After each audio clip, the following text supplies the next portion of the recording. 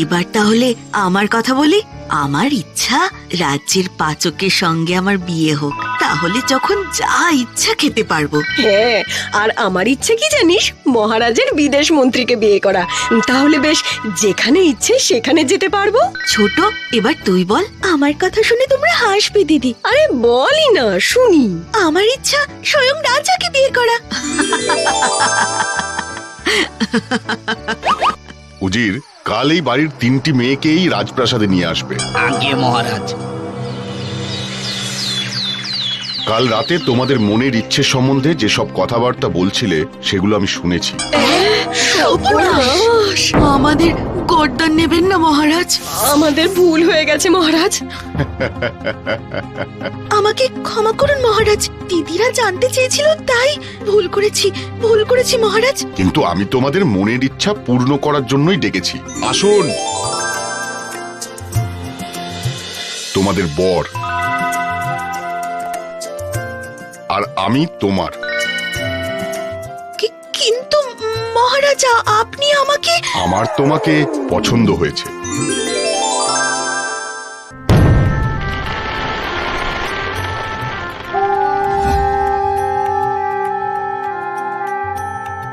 কিন্তু ছোট বোনকে রানী রূপে দেখে জ্বলতে থাকে দুই বোন।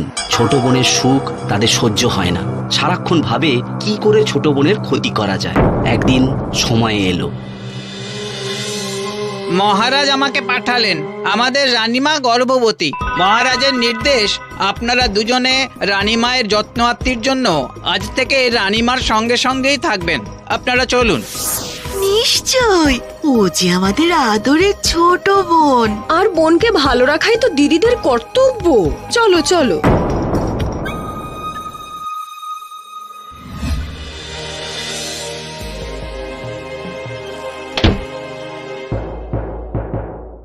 ক্ষমা করবেন মহারাজ, আমার বলতে খুব কষ্ট হচ্ছে।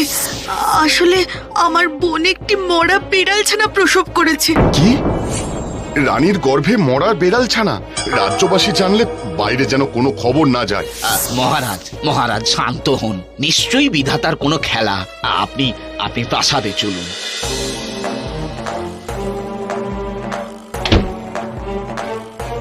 কি কাজ হয়েছে?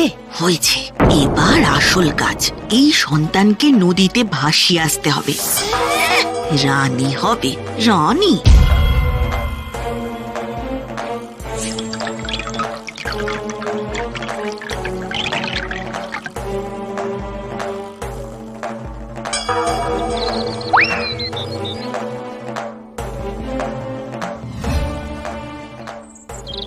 আরে রানীমার মেজ বোন ঝুড়িতে ওটা কি নিয়ে চললো দেখতে হচ্ছে তো।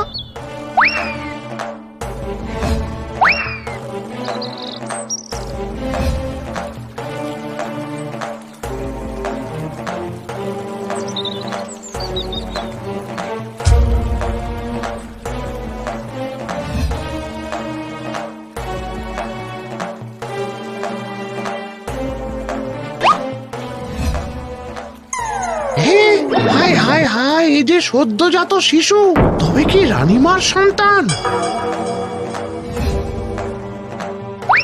পরের বছর এভাবেই রানী এক কন্যা সন্তানের জন্ম দিলে রাজাকে জানানো হয় রানী ইঁদুরের জন্ম দিয়েছে। এ কথা শুনে ক্রুদ্ধ রাজা রানীকে বন্দি করে রাখেন। আর মালির ঘরে মালির আদরে বেড়ে ওঠে রাজার পুত্র ও কন্যা। তোরা রাজার ছেলে মেয়ে হয়ে কি অসহায় ভাবে মানুষ হচ্ছিস। হায় ঈশ্বর, এদের দেখো।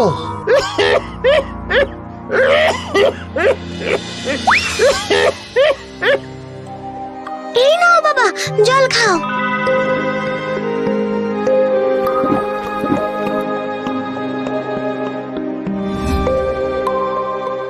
মহারাজ, আমাদের মালি খুবই অসুস্থ। তুমি যাও, দেখে এসো। যা প্রয়োজন হয় আমায় বলো। যথা আজ্ঞা মহারাজ।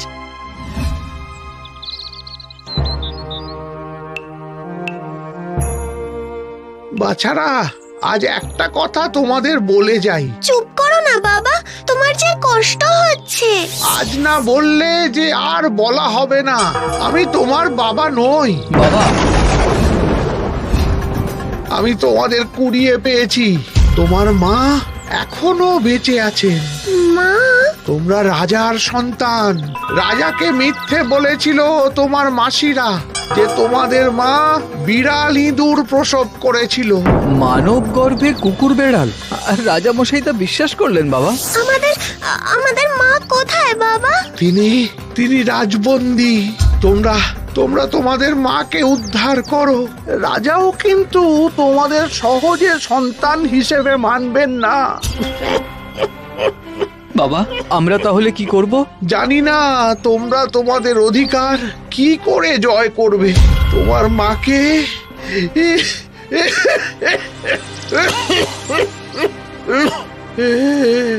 বাবা,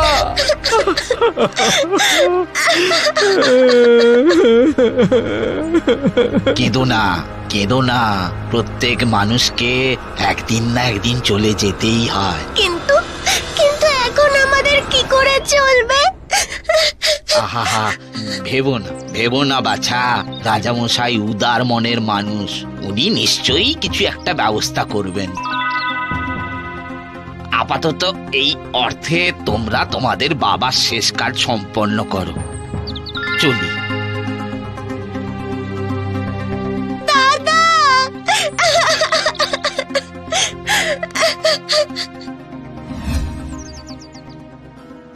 মহারাজ, আপনার অবর্তমানে এই রাজ্যের শাসনভার আপনি কার হাতে দিয়ে যাবেন কিছু ভেবেছেন? জানি না, নিজের কপালের জন্য নিজেকেই বড় অসহায় লাগে। আপনি যদি তখনই আরেকটা বিয়ে করতেন। রানীকে যে আমি আজও ভালোবাসি, সেই ভালোবাসা আমি ভাগ করতে পারবো না।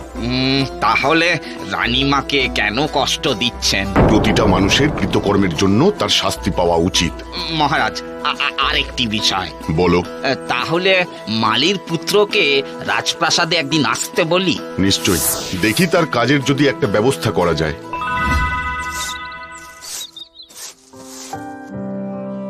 জানিস দাদা, আমার না মাকে দেখতে খুব ইচ্ছে করছে। দেখতে চাইছি বললেই তো আর রাজামশাই দেখতে দেবেন না। মা নাকি রাজবন্দী। মা গো, তুমি নিশ্চয়ই খুব কষ্ট পাচ্ছ, তাই না মা? মাকে মুক্ত করতেই হবে, যে করেই হোক। আচ্ছা, রাজামশাই ভাবলেন কি করে বলতো যে মানুষের পেটে কুকুর বিড়াল জন্মায়? যে করেই হোক রাজামশাইয়ের এই ভুল ভাঙাতেই হবে।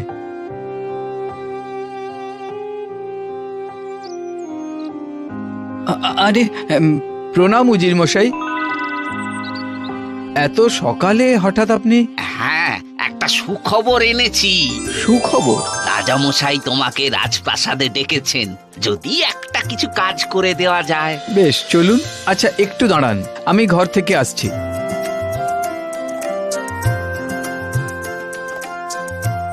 দাদা, আমার না খুব ভয় করছে। রাজপ্রাসাদে যদি কিছু হয়। চিন্তা করিস না, আমি সতর্ক থাকবো। আর শোন, এই সুযোগ, বাবার কাজ উপলক্ষে রাজামশাইকে নিমন্ত্রণ করব আমাদের বাড়ি আসার জন্য। তারপর? প্রস্তুত? হ্যাঁ, যাই। এখন যাই, বাকিটা ফিরে এসে বলবো।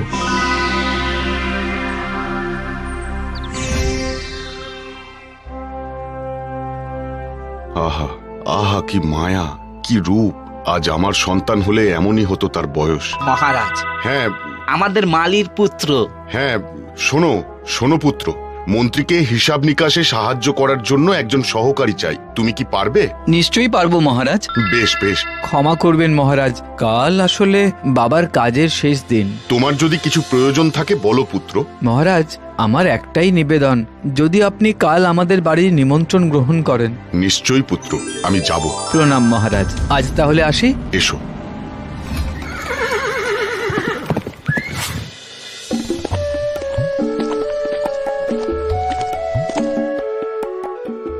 আসুন রাজামশাই। আসুন উজির মশাই, আসুন না, আসুন। বসুন মহারাজ, বসুন। ও আমার বোন, আমরা 3 ভাই বোন। বেশ, আরেকজন কোথায়? এই যে মহারাজ। তা কি রকম বোন? আমাদের একই মায়ের পেটের বোন। বোন। আমাকে কি তোমাদের তামাশার পাত্র বলে মনে হচ্ছে? তামাশার পাত্র? ছি ছি, এসব কি বলছেন মহারাজ? আপনার বুঝি আমাদের কথাটা বিশ্বাস হলো না? যা অসম্ভব তাকে বিশ্বাস করি কি করে বলো? অসম্ভব কেন বলছেন মহারাজ? আপনার রানীর গর্ভে যদি বেড়াল ছানা ইঁদুর ছানা জন্মাতে পারে, তাহলে আমার মায়ের গর্ভে পুতুল ছানা হতে বাধা কোথায়? হ্যাঁ, সত্যি তো। অবশ্য আমি নিজের চোখে দেখিনি, রানীর দুই বোনের মুখে শুনেছিলাম। মহারাজ, নিজের চোখে না দেখে শুধুমাত্র শোনা কথায় বিশ্বাস করে আপনি রানীমার উপরে অন্যায় করেছেন। কিন্তু তোমরা এত জানলে কি করে? কারণ আমাদের দুই মাসি আমাদের জলে ভাসিয়ে দিয়েছিল, আর মালি বাবা সেটা দেখতে পেয়ে আমাদের তুলে এনে মানুষ করেন। তার মানে তোমরা আমার পুত্র কন্যা? আহা, আমায় ক্ষমা করো, আমায় ক্ষমা করো তোমরা। আমার ভুলে আজও রানী বন্দি, আর আমার কোনো চিন্তা নেই। চলো চলো পুত্র, রাজপ্রাসাদে চলো। কিন্তু পিতা, আজ আমাদের পালক পিতার শেষ কাজ, সেটা যে আমাদের সম্পন্ন করতেই হবে। বেশ বেশ বেশ বেশ, আমি যাই। অনেক কাজ আছে। রানীকে মুক্তি দিতে হবে, দুই বোনকে শাস্তি দিতে হবে।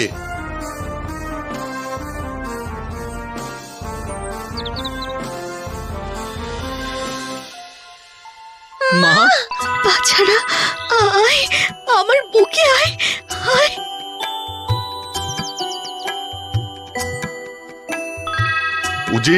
উজির অভিষেকের আয়োজন করো, রাজ্যে নিমন্ত্রণের বার্তা পাঠাও। আজ আমার বড়ই আনন্দের দিন।